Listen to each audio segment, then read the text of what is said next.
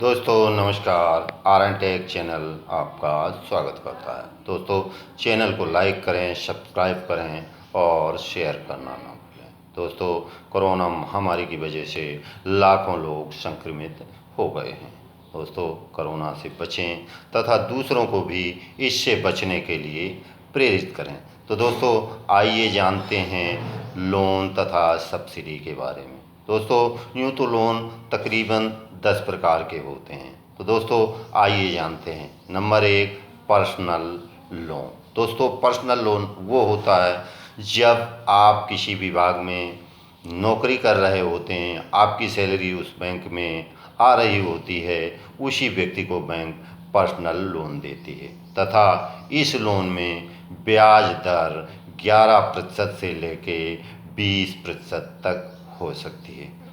आगे दोस्तों जानते हैं गोल्ड लोन। दोस्तों गोल्ड लोन वह लोन है जब अपने द्वारा रखे गए गोल्ड पे हम लोन लेते हैं। दोस्तों इस लोन पर ब्याज की राशि काफ़ी कम होती है।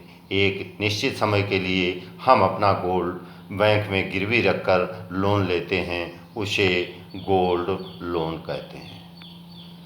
तीसरा लोन होता है एजुकेशन लोन।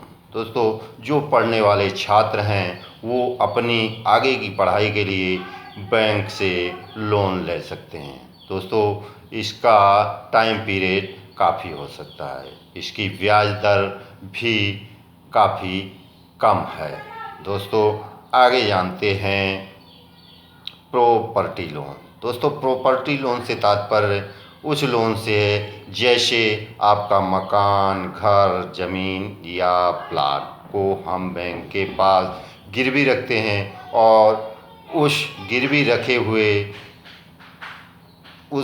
रखी हुई प्रॉपर्टी पर बैंक हमें जो लोन या ऋण देता है उसे हम प्रॉपर्टी लोन कहते हैं। दोस्तों अगला होता है होम लोन। दोस्तों होम लोन की भी ब्याज दर तकरीबन कम है, परंतु इसके लेने के लिए काफ़ी लंबी चक्कर काटने होते हैं। इसके लिए आपके पास जगह होना चाहिए। यदि आप सरकारी विभाग या किसी प्राइवेट सेक्टर में जॉब कर रहे हैं तो ये लोन आपको आसानी से मिल जाता है। दोस्तों आगे है वाहन लोन। दोस्तों जब भी आप कोई वाहन खरीदते हैं तो वाहन लोन आपको आसानी से मिल जाता है, लेकिन उसके लिए भी यही होता है कि आप किसी सेक्टर में जॉब कर रहे हों तो आपको लोन आसानी से मिल जाता है। दोस्तों अगला है कारपोरेट लोन। दोस्तों कारपोरेट लोन बड़े बड़े बिजनेस घराने जैसे अंबानी, विजय माल्या, बड़ी बड़ी जो कंपनियां हैं उनके द्वारा लिए गए लोन को कारपोरेट लोन बोलते हैं। दोस्तों अगला है शेयर लोन। दोस्तों जब भी हम कोई शेयर, बॉन्ड या वेंचर खरीदते हैं तो उसके शेयर के कीमत के आधार पर बैंक हमें लोन मुहैया कराती है। दोस्तों अगला होता है प्रोजेक्ट लोन, जो सबसे प्रमुख लोन है। दोस्तों इस प्रोजेक्ट लोन में सरकार सब्सिडी भी देती है। ग्रामीण क्षेत्र या अपने कृषि से संबंधित जितने भी व्यवसाय हैं उनमें सरकार सबसे ज़्यादा सब्सिडी प्रदान करती है। दोस्तों अगला है बिजनेस लोन। जब भी हम अपना कोई व्यवसाय खड़ा करने के लिए बैंकों से लोन लेते हैं दोस्तों, उसे हम कहते हैं बिजनेस लोन।